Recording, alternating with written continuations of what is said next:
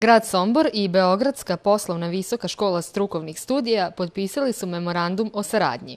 Ovi razgovori traju već, evo da kažem, nekoliko meseci i sa jednom, pre svega moram kažem, inicijativom Visoke poslovne škole, Beogradske poslovne škole i na tu inicijativu grad Sombor je pozitivno odgovorio.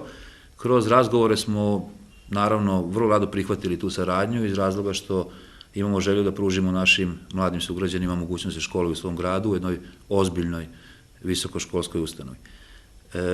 Beogradska poslovna škola je, kako znate, državna škola, prevashodno to je bilo nešto zbog čega smo se odlučili da uspostavimo saradnju, a ono što je grad Sombor uradio jeste da je objekte poljoprivredne stručne službe ponudio školi na korišćenje uz jedan dogovor da u takvim uslovima onda i naši studenti imaju cene školovanja kakve su ako bi upisali školu u Beogradu. Škola će imati na raspolaganju objekte poljoprivredno-stručne službe Sombor, čime se otvara mogućnost somborskim studentima da konsultacije i predavanja imaju u svom gradu.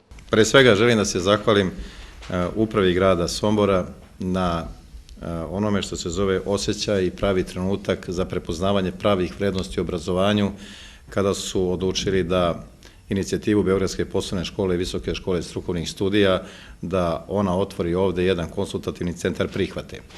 Naime, radi se o tome da je Beogradska poslovna škola, Visoka škola strukovnih studija najbolja škola za studiranje poslovnih studija od Beča pa do Soluna. Naime, mi ove godine slavimo 60 godina trajanja, državna smo škola, akreditovana škola, najveća i najbolja sa impozantnim brojem studenata i sa nastavnim kadrom i osmešljenim studijskim programima koji jednostavno nemaju premca niti u državnom, niti u privatnom sektoru na poziciji, odnosno na mapi obrazovanja u Srbiji. Otvaranju konsultativnog centra se pristupilo zbog sve teže materijalne situacije u državi, kako bi se omogućilo i studentima iz udaljenih delova države da studiraju Beogradsku školu. Studenti će se upisivati u Beogradu, a konsultacije će pohađati u Somboru.